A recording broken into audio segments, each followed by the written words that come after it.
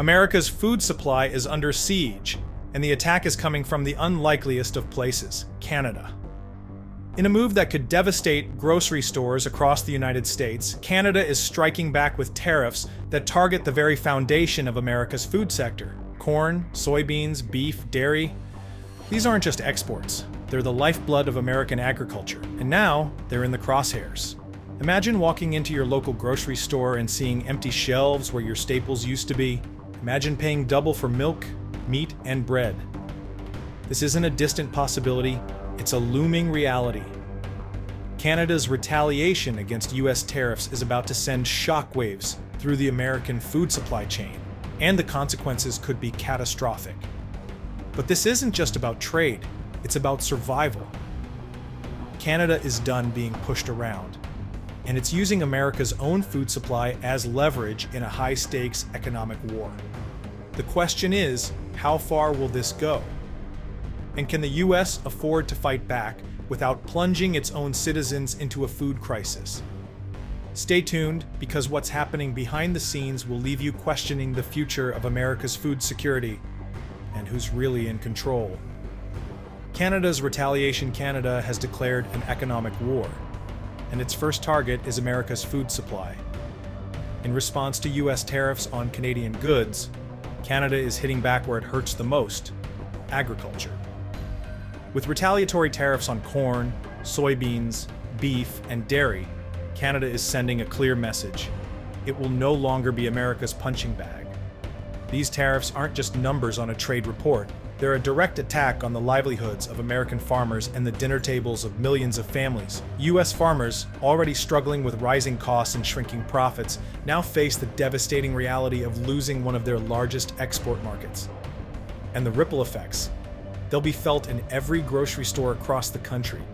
The Canadian exports simply means that it's going to cost Americans more at the grocery store. It's going to cost Americans more at the pumps. So it makes no... The numbers don't lie.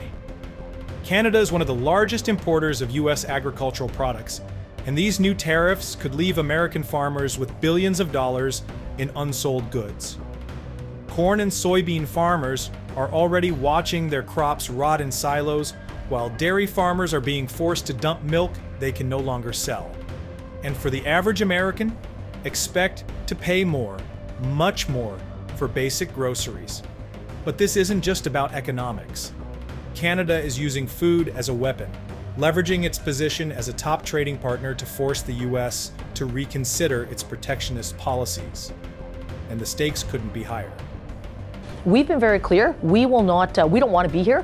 We don't want to initiate anything. But should there be punishing tariffs on Canadian and on Canada, we will respond accordingly. But in the meantime, this is no longer just a trade dispute. It's a full-blown food war. And as tensions escalate, the question remains: how much pain is the U.S. willing to endure before it backs down? Before we dive back in, I just wanted to share a quick reminder. If you're enjoying this content, why not give the video a like and subscribe to the channel? Believe it or not, over 98% of our viewers watch without subscribing. It's totally free and helps us keep bringing you great content. Thanks so much for your support. Now let's get back to it. Empty shelves and skyrocketing prices. The trade war between Canada and the United States is no longer just a political standoff. It's a full-blown assault on America's food supply. With Canada's retaliatory tariffs targeting US agricultural exports, the consequences are about to hit home in the most personal way possible. At the grocery store, corn, soybeans, beef, and dairy, these aren't just commodities. They're the backbone of the American food system, and now they're in jeopardy. Canada's tariffs are leaving US farmers with billions of dollars in unsold goods, and the ripple effects are already being felt. Grocery prices are climbing, and experts warn that the worst is yet to come.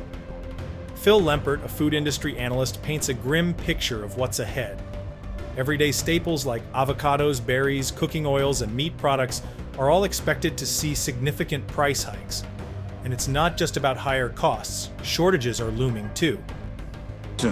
He says consumers can expect to see increases on items like avocados, berries, tequila, beer, cooking oils. The produce aisle, in particular, is expected to take a massive hit. Lempert warns that empty shelves could soon become a common sight, reminiscent of the early days of the pandemic. But this time, it's not a supply chain issue. It's a direct result of escalating tariffs and a brewing economic war. Shortages. Do you think that we will start seeing shelves look the way they did during the pandemic? I do think that when we look at our produce department, that's where we're going to see empty shelves. One other thing that we do get from Canada. And it's not just produce. Meat products, which rely heavily on trade with Canada, are also at risk. Canada is one of the largest suppliers of meat to the US, and with tariffs in place, prices are expected to soar. For the average American family, this means paying significantly more for basic groceries or not being able to find them at all. But the impact doesn't stop at the grocery store. Gas prices are also expected to climb, as Canada is a major supplier of oil and gas to the US. With tariffs disrupting energy imports, the cost of transportation will rise, further driving up the price of food and other goods. To go up. That's what we get from Canada. Also, if you take a look, The White House, however, seems unfazed. In a statement, a spokesperson defended the tariffs, claiming they are necessary to level the playing field and bring prosperity to American workers. But for millions of Americans, the reality is far from prosperous. Empty shelves, skyrocketing prices, and a growing sense of uncertainty are painting a much darker picture. In a statement to ABC News, a White House spokesperson said in part, quote, "In his second administration, President Trump will again use tariffs to level the playing field and usher in a new era of growth and prosperity for American industry." The question now is, how long can Americans endure this food war? With Canada refusing to back down and the US doubling down on its protectionist policies, the stakes are higher than ever. This isn't just about trade, it's about survival. And as tensions escalate, the cracks in America's food system are becoming impossible to ignore. The Canadian Boycott Canada isn't just fighting back with tariffs, it's hitting the United States where it hurts most, its economy and its reputation. Across the country, Canadians are boycotting American goods, services, and even travel in response to President Trump's tariffs and inflammatory rhetoric. What started as a trade dispute has now escalated into a full-blown economic and cultural standoff. From canceled flights to abandoned shopping trips, Canadians are making their voices heard. Airlines like Air Canada and WestJet are reporting a sharp decline in travel to the US, with some operators seeing cancellations spike by as much as 30%. This is a direct economic blow to American businesses that rely on Canadian tourism. Airlines across the country say travelers are canceling flights and changing winter travel plans. WestJet says travel to the U.S. dropped 25% in 2 weeks, while Air Canada is reducing the amount of flights to American leisure destinations beginning in March. One of our tour operators reported 30% in cancellations, like almost immediately. The United States Travel Association says even a 10% drop in Canadian tourism could cost U.S. businesses over $2 billion.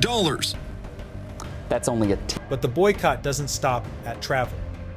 Canadians are also turning away from American products, choosing to support local businesses instead. Grocery stores, retail shops, and even car dealerships are feeling the impact as Canadians refuse to spend their money on US goods. This grassroots movement is fueled by a sense of betrayal, as many Canadians feel hurt by Trump's comments about annexing Canada as the 51st state.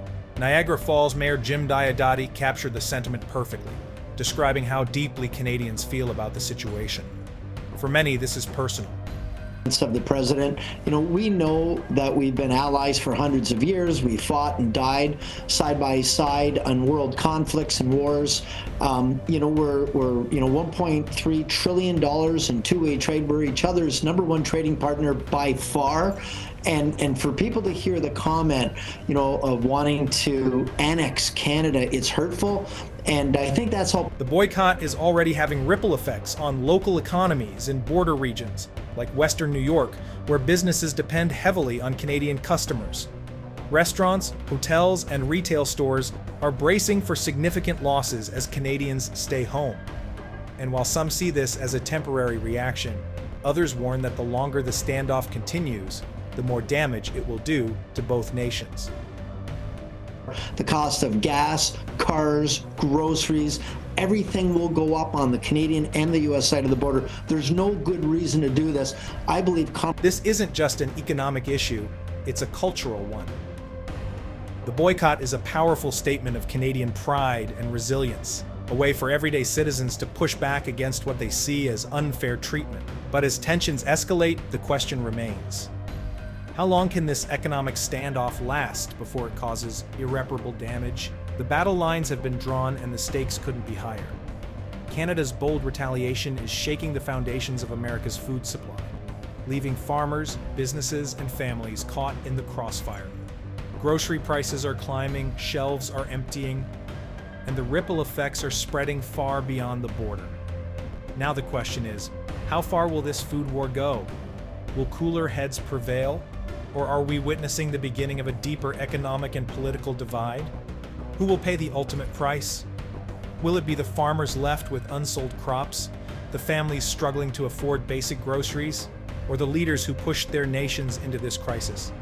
The answers are still unfolding, and the consequences could change everything. So what do you think? Is this a necessary fight for fairness? Or are both nations on a path to mutual destruction? Let us know in the comments below.